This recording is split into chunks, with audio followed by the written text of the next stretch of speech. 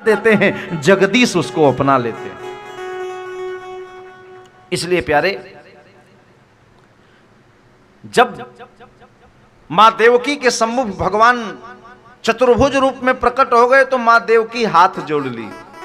भगवान बोले, मैया पुत्र के रूप में मैं आया हूं, आप मेरी मैया हो, प्रणाम मैं आपको करूं ये शोभास्पद है, पर आप काहे को प्रणाम कर रही हो। भगवान से देवकी मैया बोली, आप पुत्र बन के कहे थे आने के लिए, यहां तो परम पिता बन के आए हो। किस मां की हिम्मत है जो आप जैसे बेटे को गोद में बैठाए और पुत्र माने, क्योंकि आप जिस रूप में आए हो। भगवान बोले, मैया संसार का बाप बने, वैकुंठ में बैठा रहा सदा सदा, बेटा बनना तो आपसे ही सीखना है। अब तक तो परम पिता बना रहा, अब यहां की क्या नियमावली है ये तो मैं जानता नहीं। मैया ने कहा, प्रभु संसार के जो बेटे होते हैं ना, वो वस्त्र पहन के जन्म नहीं लेते, और आप तो एकदम चमकता हुआ पीतांबर पहने हैं।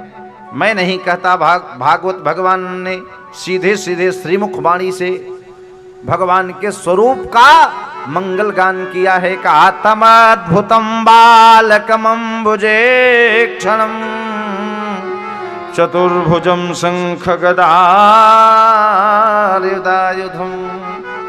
श्रीवत्स लक्ष्मं गलशोभिकौस्तुभम पीतांबरम सांद्रपयोदसौभगम।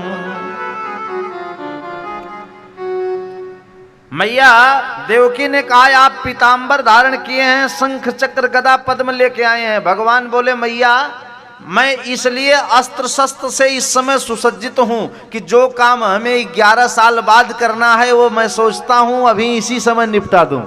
अगर इस समय मामा कंस जेल में आ गए तो जो काम 11 वर्ष बाद करने के लिए सोचा हूं अभी खत्म कर दूंगा।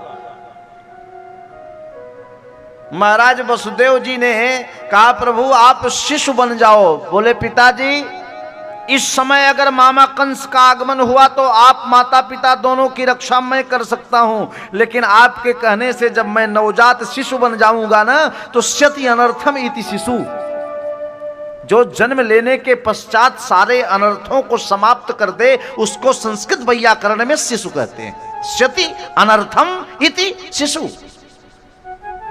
और भगवान का नाम है जनार्दन। जनयति इति जना माया ता मर्दयति स जनार्दन। तो भगवान गोपाल ने कहा, अगर इस समय कंस का आगमन हुआ तो मैं आपकी रक्षा कर सकता हूं, लेकिन जैसा आप बोल रहे हो अगर मैं शिशु बन गया ना और कंस मामा का आगमन हो गया तो मैं आपको नहीं बचा पाऊंगा, बल्कि आप दोनों को हमें बचाना होगा। वसुदेव हाथ जोड़ के खड़े हो गए, बोले, प्रभु हम कैसे आपको बचा पाएंगे। भगवान बोले, पहले मन में संकल्प तो लो, विकल्प तो मैं स्वतः दे दूंगा। पहले संकल्प मनोभावना तो पैदा करो ना। बोले, ठीक है, लेकिन प्रभु एक बात बताओ, मेरे हाथ में तो हथकड़ियां लगी हैं। भगवान ने कहा, मेरी देव माया से नंद बाबा के यहां गोकुल में एक कन्या ने जन्म लिया है, आप हमें गोकुल पहुंचा दो और कन्या को लेके आप मथुरा आ जाओ। वसुदेव जी ने कहा, यहां तो महाराज एक एक पग पर पहरेदार हैं, वॉचमैन खड़े हैं, हम कैसे लेके जाएंगे।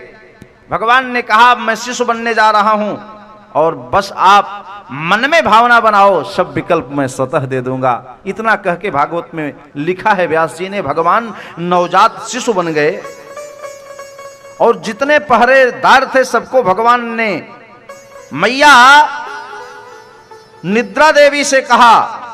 दुर्गा सप्तशती में आप श्लोक पढ़ते हैं, या देवी सर्वभूतेषु निद्रा रूपेण संस्थिता नमस्तस्यै नमस्तस्यै नमस्तस्यै नमो नमः। भगवान ने निद्रा देवी को कहा, हे देवी जितने पहरेदार हैं सबके सर पे आके बैठ जाओ।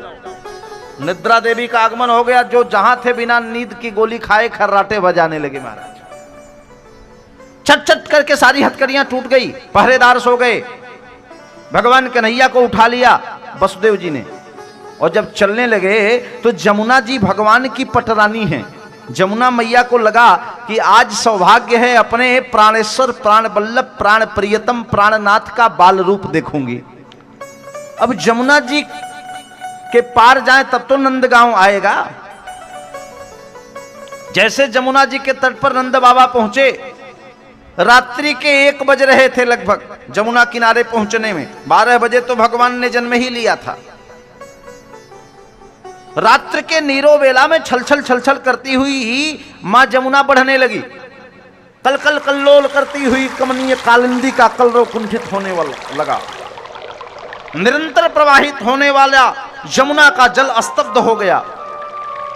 वसुदेव जी लेकर के चल रहे हैं और जमुना जी का जल स्तर बढ़ रहा है। भगवान कन्हैया ने कहा, अब देवी जी को कौन समझाए कि मेरा दर्शन तो तब होगा जब हमारे पिताजी की पूरी दाढ़ी डूब जाए। वसुदेव जी की श्वेत श्वेत दाढ़ी, पिताजी का दर्शन करके प्रणाम कर लेना चाहिए जमुना जी को। मैं तो सर के ऊपर हूं ना, जब तक पिताजी पूरे डूब नहीं जाएंगे तब तक मेरा दर्शन कैसे होगा। भगवान ने सोचा कि एक बार जमुना जी को चरण स्पर्श करा के मना कर दूं कि पिताजी को परेशान मत करो, चले जाओ, नीचे चले जाओ। भगवान ने जैसे अपने चरण का स्पर्श किया, मां जमुना जी इशारा समझ गई और मार्ग दे दिया। वसुदेव जी लेके चले। अब नेक ब्रज भाषा में कथा आ रही है। इधर तो वसुदेव जी महाराज लेकर के गोविंद को चल रहे हैं। श्री सुखदेव जी परीक्षित को बता रहे हैं कि परीक्षित, नंद बाबा 90 साल के डोकरा तो हो गयो, पर लाला तो भयो नाए। बड़े बड़े संत महात्मन गुरजन को, मालपुवन को, रबड़ी को भोग लगायो। महात्मा लोग बोलो, हमार आप सेवा करो, गोपाल की कृपा होगी तो आपके घर लाला को जन्म अवश्य होएगो। नंद बाबा बोले, महात्मा जी अभी तो भयो ना है, आगे न जाने कैसे होएगो, अभी तो ऐसे कोई योग बने हो ना है। नंदोत्सव की कथा ब्रज की कथा है और ब्रज भाषा बड़ी मीठी भाषा है। नंद बाबा को महात्मन संतन जन को आशीर्वाद मिल गयो। महात्मा लोग बोले हो, जब तक आपके घर लाला को जन्म नहीं होएगो तब तक हम लोग जाने वाले हो ना है। हम लोग यहीं आसन जमाए लेते हो और भगवान को भजन करेंगे। सो महात्मा लोग भगवान का भजन करने लगे और संत जन के भजन, तप और आशीर्वाद का प्रभाव। भगवान तो सब लीला करते हैं पर निमित्त तो बनाते ही हैं, किसी न किसी सद्पुरुष को निमित्त बना देते हैं। भगवान संत जनों को निमित्त बना रहे हैं। नंद बाबा प्रतीक्षा कर रहे हैं। नंद बाबा को दासियों ने आके सूचना दे दिया, महाराज बधाई हो। नंद बाबा बोले, काहे बात की बधाई भाग्यवान? बोले, महारानी ने सूचना दिया है, थोड़े दिन के बाद आपको लाला को जन्म को खुशी मिलेगी, आप लाला के आनंद में हर्ष मनाएंगे। बाबा प्रसन्न हो गए। धीरे धीरे वह अवसर आ गया और भागवत में लिखा गया है कि भगवान की कृपा से देव माया ने जन्म ले लिया, कन्या ने गोकुल में जन्म ले दिया, पर माता जसोदा सो रही हैं। स्पष्ट लिखा है, क्योंकि भगवान का जन्म भी दिव्य होता है और कर्म भी दिव्य होता है। भगवान का सब कुछ दिव्य होता है। लिखा गया है कि न तलिंगयम परिश्रांता निद्रया पगत स्मृति। नन्ही सी बालिका जसोदा मैया के अंक में सो रही हैं, लेकिन मैया जसोदा को पता नहीं है। न तलिंगयम परिश्रांता निद्रया पगत स्मृति, सो रही हैं, कोई पता नहीं। अब जल्दी जल्दी वसुदेव जी गयो, जैसा भगवान